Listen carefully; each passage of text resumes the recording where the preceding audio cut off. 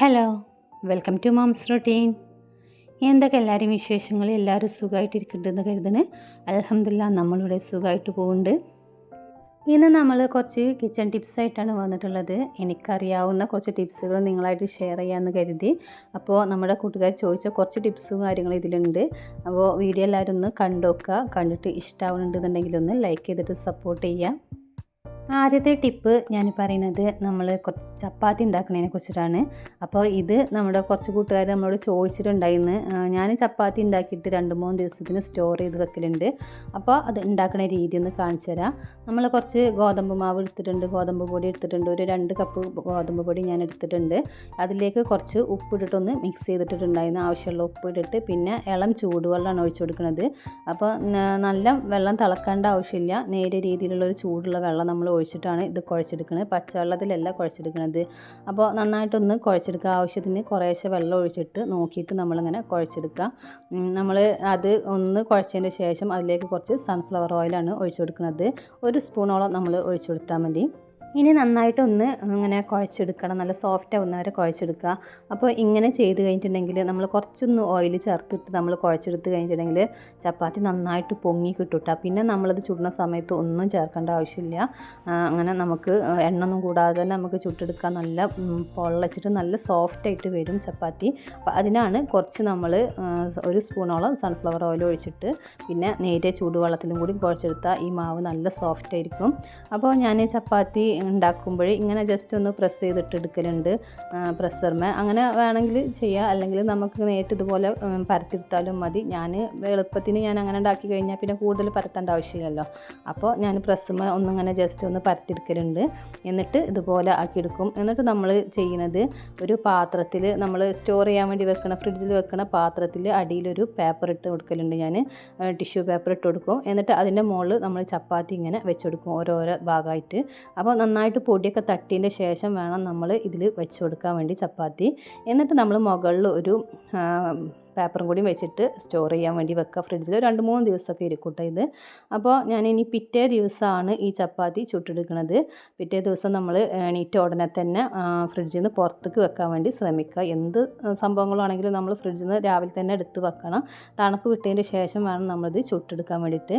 അപ്പോൾ ഇത് കണ്ടില്ല, നന്നായിട്ട് പൊന്തി വരുന്നുണ്ട് ചപ്പാത്തി. നമ്മൾ ഇങ്ങനെ കുഴച്ചിട്ട് നമ്മൾ എടുത്ത് വെച്ച് കഴിഞ്ഞിട്ടുണ്ടെങ്കിൽ 2-3 ദിവസത്തിന് ഒരു കേടും ഉണ്ടാവില്ല കേട്ടോ. നമ്മളെ ചപ്പാത്തി 3 ദിവസം വരെ ഞാൻ സ്റ്റോർ ചെയ്ത് വെച്ചിട്ടുണ്ട്. പിന്നെ അതിന് പുറത്തൊക്കെ പോയിട്ടില്ല. പത്തിരി ഞാനതേപോലെ ചെയ്ത് പത്തിരി ഒരാഴ്ച വരെ ഞാൻ നോക്കിയിട്ടുണ്ട്. ചപ്പാത്തി 3 ദിവസം വരെയൊക്കെ നോക്കിയിട്ടുള്ളൂ. പക്ഷേ ഒരു കേടും വരില്ല ഇങ്ങനെ സ്റ്റോർ ചെയ്ത് വെച്ചിട്ടുണ്ടെങ്കിൽ. ാനോ അല്ലെങ്കിൽ രാത്രിയിൽ ചപ്പാത്തി കഴിക്കുന്നവർക്ക് ഉണ്ടാക്കാനൊക്കെ സിമ്പിളാണ് കേട്ടോ. നമ്മൾ ചുടുന്നതിൻ്റെ കുറച്ച് മുന്നൊന്ന് പുറത്ത് വെച്ചാൽ മതി. പിന്നെ നമ്മൾ ഇതുപോലെ കാസറോളിൽ ചുട്ട ഉടനെ തന്നെ അടച്ച് വെക്കണം. അപ്പോഴാണ് ചപ്പാത്തി നല്ല സോഫ്റ്റായിട്ട് കിട്ടുക. ഇത് 2-3 ദിവസം ഇനി പുറത്ത് വെച്ചിട്ടുണ്ടെങ്കിലും അതേപോലെ ഇരിക്കും. അങ്ങനെ നമ്മൾ ചപ്പാത്തി ചുട്ടിൽ കഴിഞ്ഞ് രണ്ടാമത്തെ ടിപ്പ് ഞാൻ പറയുന്നത് വെളിച്ചെണ്ണൻ്റെ കാര്യമാണ്. വെളിച്ചെണ്ണ നമ്മൾ കുറേ ആട്ടിയിട്ടൊക്കെ വീട്ടിലുള്ള ആളുകൾക്ക് യൂസ് ആവുന്ന ഒരു കാര്യമാണിത്. 1 വർഷമോ 2 വർഷമോ കേടുകൂടാതെ വെളിച്ചെണ്ണ ഇരിക്കണം എന്നുണ്ടെങ്കിൽ ഇതുപോലെ ചെയ്താൽ മതി. അപ്പോൾ നമ്മൾ വെളിച്ചെണ്ണ ആട്ടിക്കൊടുന്ന ഉടനെ ഒന്ന് വെയിലത്ത് വെച്ചിട്ടൊന്ന് ചൂടാക്കി എടുക്കുക. എന്നിട്ട് നമ്മൾ അരിച്ചിട്ട് ഇങ്ങനെ ഒരു ബോട്ടിൽ ഒരു പാത്രത്തിൽ വലിയ പാത്രത്തിലാക്കി വെക്കുക. എത്രയാണ് ഉള്ളത് ക്വാണ്ടിറ്റിക്ക് അനുസരിച്ച് വെക്കുക. പിന്നെ അതിലേക്ക് നമ്മൾ ചേർത്ത് കൊടുക്കുന്നത് കുറച്ച് കല്ലുപ്പാണ്. കല്ലുപ്പ് ഒരു 2 സ്പൂണ് കല്ലുപ്പും ഒരു 5-8 നമ്മൾ ഗ്രാമ്പ് കൂടി എടുത്തിട്ടുണ്ട്. അപ്പോൾ അത് എടുക്കേണ്ടത് നമ്മൾ എത്രയാണ് ഉള്ളത് വെച്ചാൽ അതിനനുസരിച്ചിട്ടാണ്. എത്ര വേണമെങ്കിലും കേടുകൂടാതിരിക്കും. അടുത്ത ടിപ്പ് കറിവേപ്പില. നമുക്ക് 1 മാസമോ 2 മാസമോ ഫ്രിഡ്ജിൽ കേടുകൂടാതിരിക്കാനുള്ളൊരു ടിപ്പാണ്.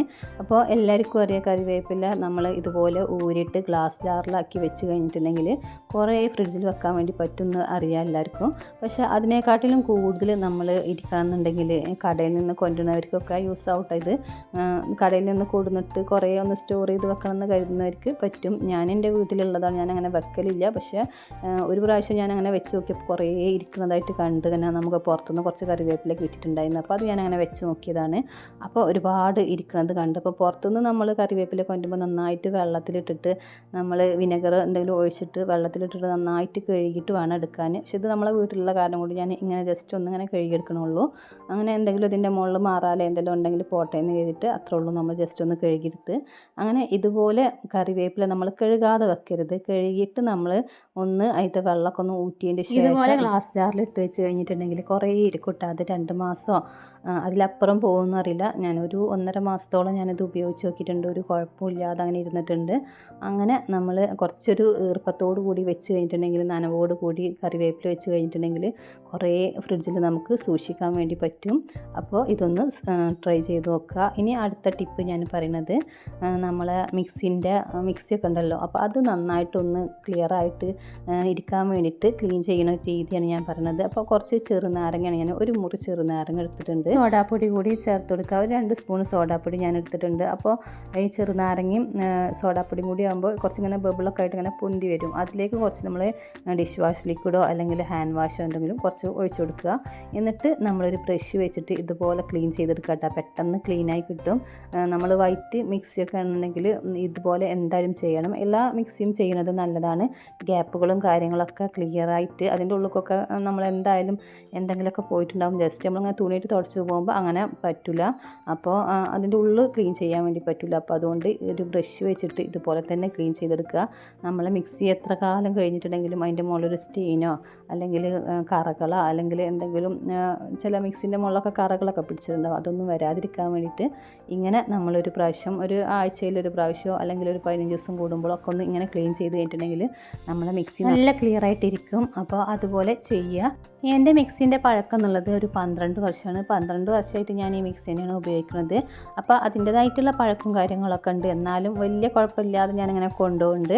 ദിവസം ഞാൻ ഇങ്ങനെ കിച്ചണൊക്കെ തുറക്കുമ്പോൾ ഞാൻ മിക്സി, അത് ബോട്ടിൽസ്, നമ്മൾ സ്ഥിരമായിട്ട് യൂസ് ചെയ്യുന്ന ബോട്ടിൽസൊക്കെ ജസ്റ്റ് ഇങ്ങനെ തുടച്ച് പോകലുണ്ട്.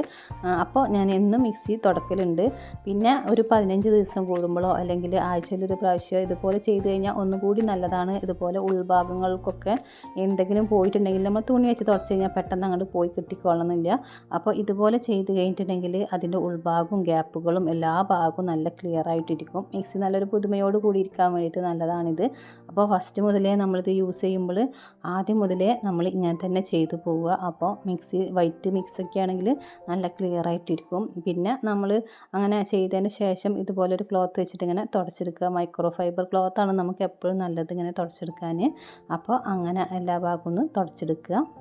ഇനി അടുത്ത ടിപ്പായിട്ട് പറയുന്നത് വെളുത്തുള്ളിൻ്റെ കാര്യമാണ്. അപ്പോൾ വെളുത്തുള്ളി നമ്മളെ വീട്ടിലൊക്കെ എന്തെങ്കിലും പരിപാടിയൊക്കെ ഉണ്ടാകുമ്പോൾ കുറച്ച് കൂടുതലായിട്ട് കൊണ്ടലുണ്ട്. ഇപ്പോൾ നമ്മൾ വീട്ടിലിങ്ങനെ വെളുത്തുള്ളി തൊലിച്ച് കൊടുക്കേണ്ട ആവശ്യമൊന്നുമില്ല, എന്തെങ്കിലും പരിപാടി കാര്യങ്ങളുണ്ടെങ്കിൽ. പക്ഷേ പണ്ടത്തെ ആളുകളൊക്കെ വെളുത്തുള്ളി ഇങ്ങനെ കൊടുത്തിട്ടുണ്ട്. നമ്മൾ വീട്ടിൽ എന്തെങ്കിലും പരിപാടി ഉണ്ടാകുമ്പോൾ നമ്മൾ ഉള്ളി തൊലിച്ച് കൊടുക്കണം, ഇഞ്ചി തൊലിച്ച് കൊടുക്കണം, അങ്ങനെയൊക്കെ ഉണ്ടല്ലോ, ഒക്കെ വൃത്തിയാക്കി കൊടുക്കേണ്ട ആവശ്യം ഉണ്ടാവലുണ്ട്. അപ്പോൾ അന്നൊക്കെ അവർ ചെയ്തിരുന്ന ഒരു രീതിയാണ് ഞാൻ കാണിച്ചു തരുന്നത്. അപ്പോൾ നമുക്ക് കുറച്ച് കൂടുതൽ വെളുത്തുള്ളി തൊലിച്ചെടുക്കണം എന്ന് കരുതിയിട്ടുണ്ടെങ്കിൽ ഇതുപോലെ ചെയ്യുക. നമ്മൾ വെളുത്തുള്ളിയൊക്കെ അങ്ങനെ വേറെടുത്തെടുക്കുക. ആദ്യം ഇങ്ങനെ ഓരോന്നായിട്ട് വേറെടുത്തതിന് ശേഷം അതിലേക്ക് കുറച്ച് ഓയിൽ ഒഴിച്ചു കൊടുക്കുക. എന്തെങ്കിലും ഒരു എണ്ണ അല്ലെങ്കിൽ ഒരു 1/2 സ്പൂണൊക്കെ ഒഴിച്ചതിന് ശേഷം നന്നായിട്ടൊന്ന് കുഴച്ചിട്ട് നന്നായിട്ട് വെയിൽ കൊള്ളിക്കട്ടെ. അപ്പോൾ നല്ല വെയിലുള്ള ഭാഗത്ത് കൊണ്ടിട്ട് വെക്കുക. ഒരു 2 ദിവസം വെച്ചതിന് ശേഷം നമ്മൾ തൊലിച്ചെടുത്തതിൻ്റെ സിമ്പിളായിട്ട് നമുക്ക് തൊലിച്ചെടുക്കാൻ വേണ്ടി പറ്റും. അപ്പോൾ അതിൻ്റെ തൊലികളൊക്കെ ഇങ്ങനെ അടർന്ന് വരും, അതാണ് അതിൻ്റെത്. പിന്നെ നമ്മൾ കത്തിയോ കാര്യങ്ങളോ ഒന്നും യൂസ് ആക്കേണ്ട ആവശ്യമില്ല. ഇതുപോലെ ഇങ്ങനെ ജസ്റ്റ് ഇങ്ങനെ ഒരു കൈക്ക് തന്നെ മതി. ഇതുപോലെ നമ്മൾ കയ്യിൽ വെച്ച് ഇങ്ങനെ പൊടിച്ച് കഴിഞ്ഞിട്ടുണ്ടെങ്കിൽ അതിങ്ങനെ വേഗം പൊടിഞ്ഞ് കിട്ടും അതിൻ്റെ തൊലികൾ.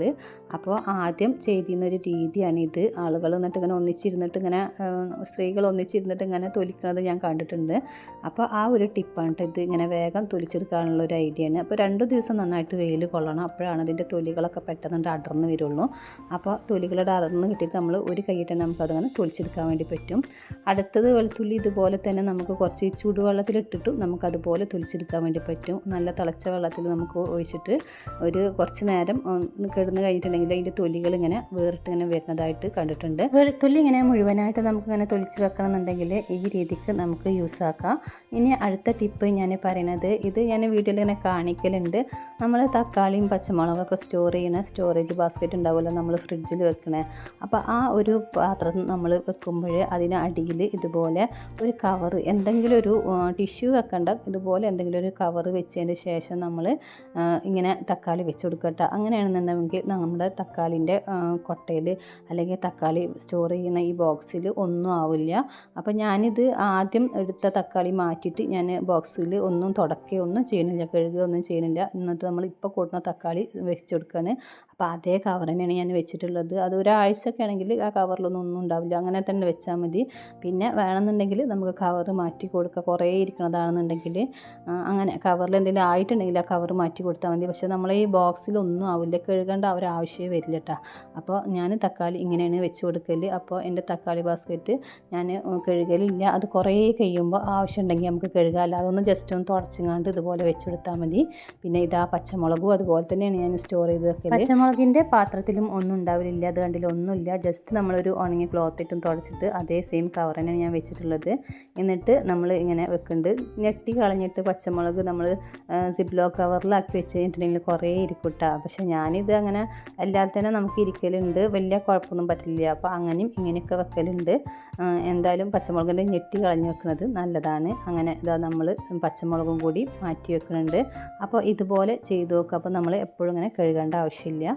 ഇനിയിപ്പോൾ അടുത്ത ടിപ്പ് ഞാൻ പറയുന്നത് ഇതാ, നമ്മളെ ഈ വലിയുള്ളി എല്ലാവരും ഇങ്ങനെ തൊലിക്കുമ്പോൾ കണ്ണെരിയല്ലോ അല്ലേ. കണ്ണെരിയാതിരിക്കാൻ വേണ്ടി നമുക്ക് ഇതിൻ്റെ തൊലി കളഞ്ഞതിന് ശേഷം നമുക്ക് ഫ്രിഡ്ജിൽ ഇങ്ങനെ അടച്ച് വെച്ചാൽ മതിട്ടാ. പിന്നെ കണ്ണെരിയാതിരിക്കാൻ ഒരുപാട് ടിപ്പുകളുണ്ട്. വെള്ളത്തിലിട്ട് വെച്ചാൽ മതി.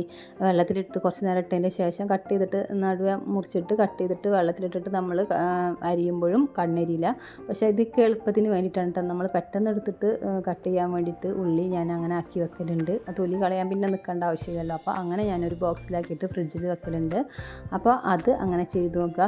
പിന്നെ ഇങ്ങനെ ഞാൻ ഒന്നിച്ച് ചെയ്യണമെന്നില്ല ആവശ്യം, നമ്മൾ ഇതുപോലെ അതിൻ്റെ തൊലി ഒന്നിച്ച് കിട്ടാൻ വേണ്ടിയിട്ടാണ്. അങ്ങനെ ഒന്നിച്ചിട്ട് നമ്മളിങ്ങനെ ഒരു ബോട്ടിലാക്കി വെക്കൂട്ടോ, കുറച്ച് വെള്ളത്തിൽ വെച്ചിട്ട്. അപ്പോൾ അത് നല്ലൊരു വളമാണ് നമ്മളെ ചെടികൾക്കൊക്കെ കൊടുക്കാൻ വേണ്ടിയിട്ട്. എന്നിട്ട് അതിൻ്റെ വെള്ളത്തിൽ കുറച്ചും കൂടി വെള്ളം ഒഴിച്ചിട്ട് ഡൈല്യൂട്ട് ചെയ്തിട്ട് ഒന്നിച്ചിട്ട് നമ്മൾ ചെടികൾക്ക് ഒഴിച്ചു കൊടുത്താൽ പൂക്കാനും കായ്ക്കാനൊക്കെ നല്ലതാണ് ഈ ഉള്ളിത്തോലി എന്നുള്ളത്. അപ്പോൾ അതിനാണ് അതും ഒരു ടിപ്പ്, അങ്ങനെ ചെയ്തു നോക്കുക. അടുത്തതായിട്ട് പറയുന്നത് ഇതാ, നമ്മളെ ബ്രേക്ക്ഫാസ്റ്റ് ഈസിയാക്കാനുള്ളൊരു പരിപാടി തന്നെയാണ്. അപ്പോൾ പുട്ട് നമ്മളെ വീട്ടിലെല്ലാവരും ഉണ്ടാക്കുന്നതാണ്. ചില വീട്ടിൽ പുട്ടുണ്ടാക്കുമ്പോൾ 2 ഉണ്ടാക്കേണ്ട ആവശ്യം വരലുണ്ട്. എന്തെങ്കിലും വേറെ എന്തെങ്കിലും ഒന്ന് ഉണ്ടാക്കണം. പുട്ട് ഇഷ്ടപ്പെടാത്തവരുണ്ട്, ഗ്യാസിൻ്റെ പ്രശ്നമുള്ളവരുണ്ട്. അങ്ങനെയൊക്കെ ആകുമ്പോൾ നമുക്ക് ഇതുപോലെ ചെയ്ത് വെച്ചാൽ മതി. പുട്ട് ഇഷ്ടമുള്ളവർക്ക് കഴിക്കും വേണം.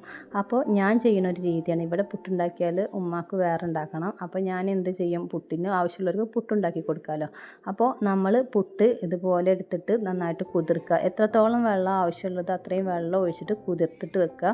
നമ്മൾ ചുട്ടെടുക്കാൻ വേണ്ടി നന്നായിട്ട് കുതിർക്കുമല്ലോ, അതേപോലെ കുതിർത്തതിന് ശേഷം നന്നായിട്ട് കുഴച്ച് ആവശ്യമുള്ള ഉപ്പിട്ടിട്ട് നന്നായിട്ട് കുഴച്ചിട്ട് ഞാൻ ഒരു ബോക്സിലാക്കിയിട്ട് ഫ്രിഡ്ജിൽ വെക്കലുണ്ട്. അപ്പോൾ അത് എന്തിനാണെന്ന് കരുതിയിട്ടുണ്ടെങ്കിൽ, ഇവിടെ ചിലർക്ക് അങ്ങനെ പുട്ട് വേണം, ചിലർക്ക് ദോശ വേണം, അങ്ങനെയൊക്കെയാണ്.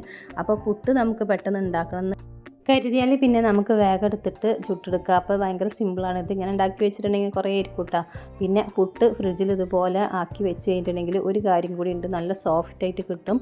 അപ്പോൾ നമ്മൾ പുട്ട് കുതിർത്തിട്ട് എന്തായാലും കുറച്ച് നേരം വെച്ചിട്ട് വീണ്ടും ചുടുന്ന സമയത്ത് ഒന്നും കൂടി നനച്ചെടുത്തിട്ട് ചുടുമ്പോൾ ഒന്നും കൂടി സോഫ്റ്റായി കിട്ടലുണ്ട്. അതുപോലെ ഇത് നമ്മൾ ഇങ്ങനെ ഫ്രിഡ്ജിൽ വെച്ച് കഴിഞ്ഞിട്ടുണ്ടെങ്കിൽ പിന്നെ ചുട്ടെടുക്കുകയാണെങ്കിൽ പിറ്റേ ദിവസമോ അല്ലെങ്കിൽ 2 ദിവസം കഴിഞ്ഞിട്ടൊക്കെ നമുക്കിത് ചുട്ടെടുക്കാൻ വേണ്ടി പറ്റും. ഒരു കേടും പറ്റില്ല. പിന്നെ അങ്ങനെ ഫ്രിഡ്ജിലിരിക്കുമ്പോൾ ഇത് ഈർപ്പം നിന്നിട്ട് നല്ല സോഫ്റ്റായിട്ട് വരും പുട്ട്. നമ്മൾ സാധാരണ കുഴച്ചെടുക്കണേക്കാട്ടി ഒന്നും കൂടി സോഫ്റ്റായിട്ട് പുട്ട് കിട്ടും.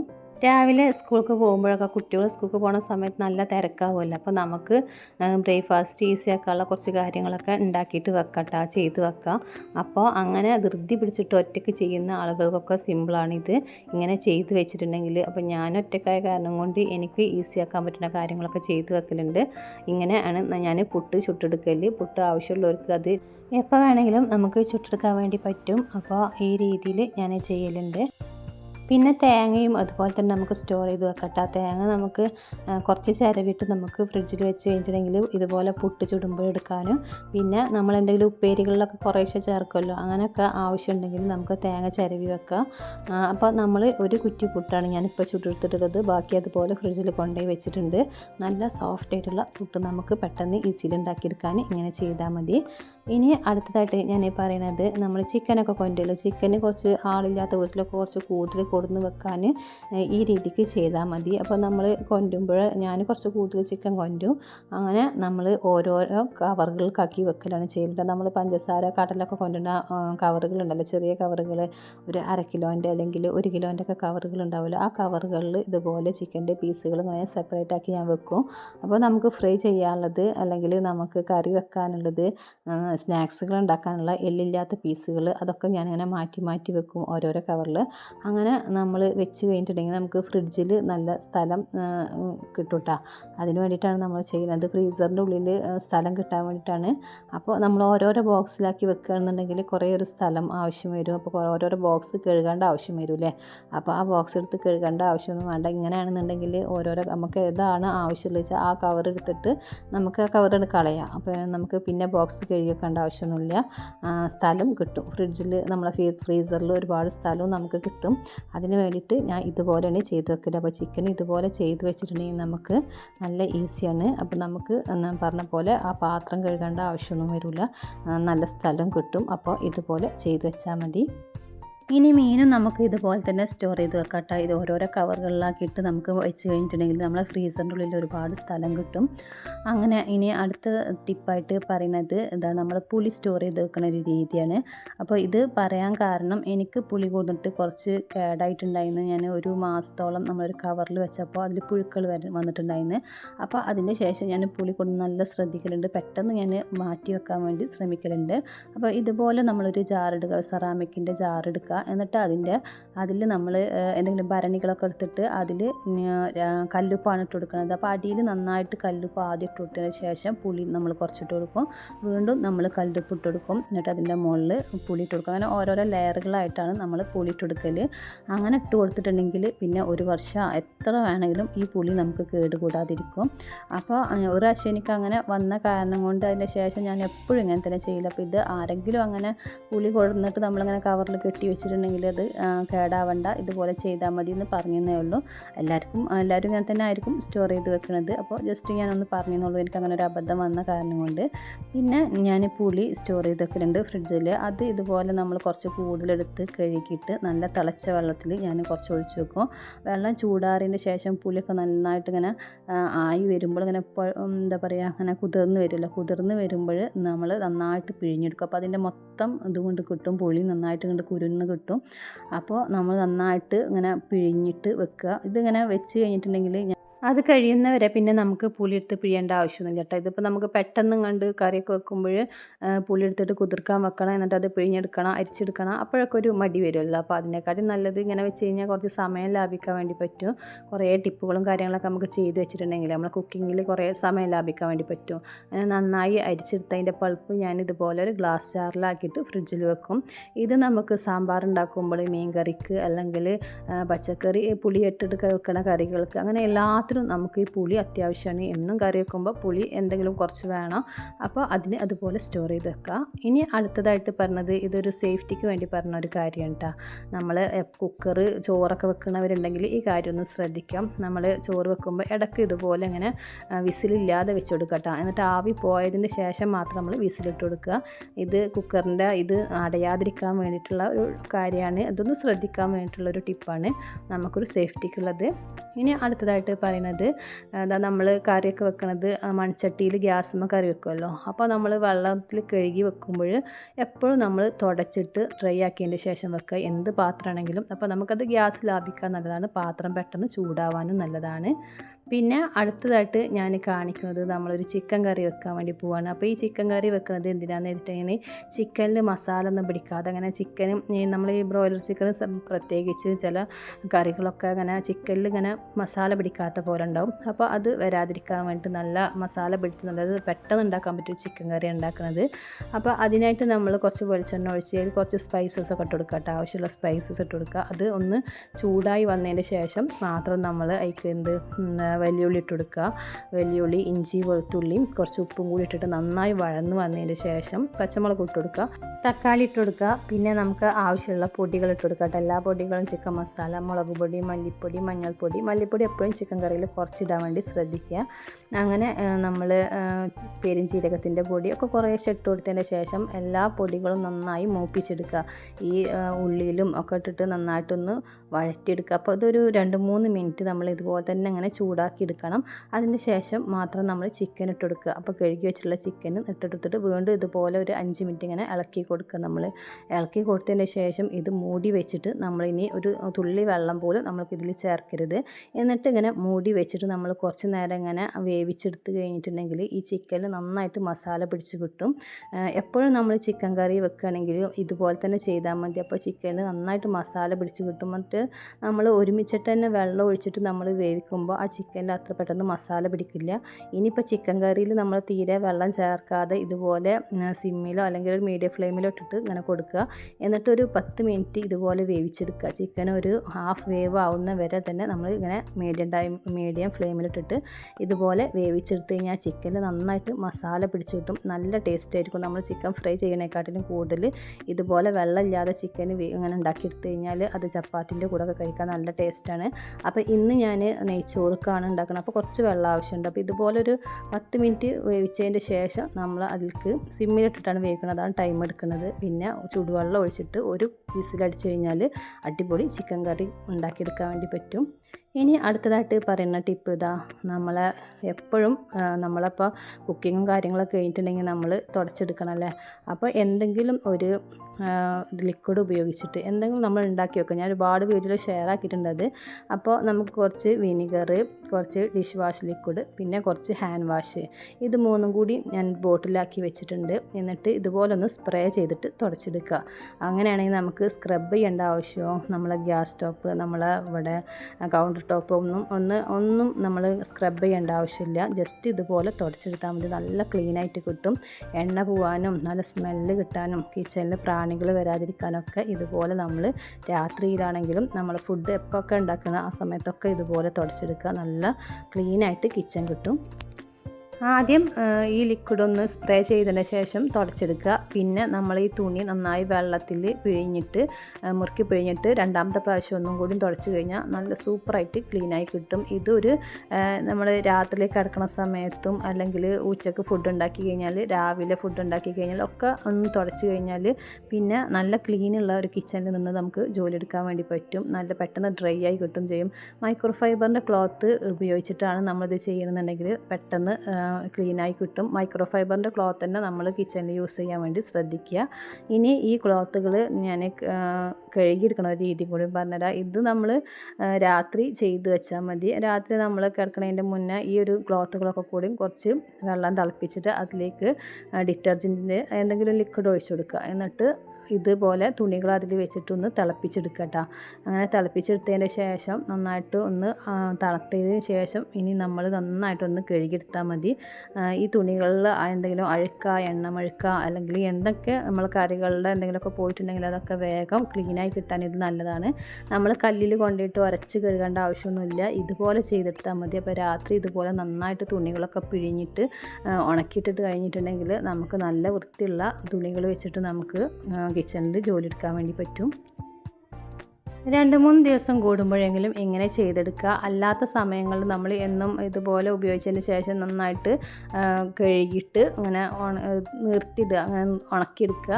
അപ്പോഴും നല്ലതാണ്. പിന്നെ കുറേ നമ്മൾ അഴുക്ക് പിടിച്ചതിന് ശേഷം കഴുകി കഴിഞ്ഞാൽ പോകാൻ പണിയാണ്. അപ്പോൾ എന്നും ചെയ്യുന്ന ഓരോരോ രീതികൾക്ക് തന്നെ നമ്മൾ കിച്ചണൊക്കെ നല്ല ക്ലീനാക്കിയിട്ട് നമ്മൾ ഉപയോഗിക്കുന്ന സാധനങ്ങൾ നന്നായിട്ട് ക്ലീനാക്കി ഇടാൻ വേണ്ടി ശ്രമിക്കുക. അപ്പോൾ അതായി കഴിഞ്ഞിട്ടുണ്ടെങ്കിൽ നമുക്ക് ഒരു ജോലി പിന്നീട് എടുക്കുമ്പോഴും നമുക്ക് ഭാരമായിട്ട് തോന്നില്ല. പിന്നെ ഇതിൻ്റെ മുകളിലൊന്നും അഴുക്ക് കൂടുതൽ പിടിക്കുകയും ചെയ്യൂല. അപ്പോൾ ഒരു 3 ദിവസം കൂടുമ്പോഴോ അല്ലെങ്കിൽ കൂടിപ്പോയിട്ടുണ്ടെങ്കിൽ ഒരു 3 ദിവസം തന്നെ 4 ദിവസം കൂടുമ്പോൾ നമ്മൾ ഇതുപോലെ ചെയ്തെടുക്കണം. ദിവസം ചെയ്തെടുക്കാനും ഇത് പ്രയാസമില്ല. 5 മിനിറ്റ് മതി. വെള്ളം തിളപ്പിച്ചിട്ട് നമുക്കതിൽ കുറച്ച് എന്തെങ്കിലും ലിക്വിഡ് ഒഴിച്ചിട്ടുണ്ടെങ്കിൽ രാത്രി കഴുകിയിട്ട് കഴിഞ്ഞാൽ പിന്നെ രാവിലെ പോയി കല്ലുമ്മൽ പോയി അലക്കേണ്ട ആവശ്യമൊന്നുമില്ല. ഇപ്പോൾ എല്ലാവരും മെഷീനിലായിരിക്കും തുണിയൊക്കെ ഇടുന്നത്. അപ്പോൾ ഇങ്ങനെ നമ്മൾ തുടച്ചെടുക്കുന്ന തുണികളൊക്കെ ഈ രീതിക്ക് വൃത്തിയാക്കി ഇട്ടാൽ മതി. അപ്പോൾ നല്ല ക്ലീനായി കിട്ടും എല്ലാ തുണികളും. പിന്നെ നന്നായിട്ട് കഴുകിയെടുക്കണം. അതിൽ ഒന്നിൻ്റെ പദമൊന്നും ഉണ്ടാവാൻ പാടില്ല. സോപ്പിൻ്റെ അംശമൊക്കെ നന്നായിട്ട് പോയിട്ട് വേണം നമ്മളിത് ഉണക്കിയെടുക്കാൻ വേണ്ടിയിട്ട്. അപ്പോൾ നീറ്റായിട്ടുള്ള ക്ലോത്തുകൾ അങ്ങനെ കിട്ടും. അങ്ങനെ പിന്നെ അടുത്ത ടിപ്പായിട്ട് ഞാൻ പറയുന്നത് ഇതാ, നമ്മൾ ക്യാരറ്റ് വെള്ളത്തിലിട്ട് വെച്ചാൽ കുറേ ഇരിക്കുന്നുള്ളത് എല്ലാവർക്കും അറിയുന്നതാണ്. ഇതിപ്പോൾ 1 മാസം മുന്നുള്ള ക്യാരറ്റാണ്. ഞാൻ ഈ ക്യാരറ്റ് കൂടുതലായിട്ട് എടുത്ത് വെക്കുന്നത് നമ്മളിത് രാവിലെ വെറും വയറ്റിൽ ക്യാരറ്റ് ജ്യൂസാണ് കുടിക്കൽ. ഈ ക്യാരറ്റ് ജ്യൂസ് കുടിക്കുന്നതുകൊണ്ട് 2 ഗുണം. ഇത് ഞാൻ വീഡിയോകൾ പറയലുണ്ട്. നമുക്ക് കൊളസ്ട്രോൾ കുറക്കാൻ പറ്റും. കൊളസ്ട്രോൾ കൊളസ്ട്രോൾ കുറവുള്ളവർക്ക് അല്ല കൂടുതലുള്ളവർക്ക് കുറക്കാൻ വേണ്ടി പറ്റും. പിന്നെ നമ്മുടെ സ്കിന്ന് നല്ല ബ്രൈറ്റായിട്ട് നിൽക്കാനും ഇത് നല്ലതാണ്. നമ്മൾ ക്യാരറ്റ് ജ്യൂസ് സ്ഥിരമായിട്ട് കഴിക്കുന്നത് നല്ലതാണ്. അപ്പോൾ അത് അങ്ങനെ ചെയ്യാത്തവരുണ്ടെങ്കിൽ ഒന്ന് ചെയ്ത് നോക്കൂ. എനിക്കറിയാവുന്ന ഞാൻ ചെയ്യുന്ന കുറച്ച് കാര്യങ്ങളാണ് ഇപ്പോൾ നിങ്ങളായിട്ട് ഞാൻ ഷെയർ ആക്കിയത്. കുറച്ച് ടിപ്സുകൾ നമുക്ക് അറിയുന്ന കാര്യങ്ങൾ കേട്ടോ. അപ്പോൾ ഈ വീഡിയോ നിങ്ങൾക്ക് ഇഷ്ടമായിട്ടുണ്ടെങ്കിൽ ഒന്ന് കമൻറ്റ്സ് അറിയിക്കുക, ലൈക്ക് ചെയ്തിട്ട് സപ്പോർട്ട് ചെയ്യുക. ആദ്യമായിട്ട് കാണുന്ന കൂട്ടുകാരുണ്ടെങ്കിൽ ഒന്ന് ലൈക്കും സബ്സ്ക്രൈബൊക്കെ ചെയ്യുക. മറ്റൊരു വീഡിയോ ആയിട്ട് വരാം. Thanks for watching.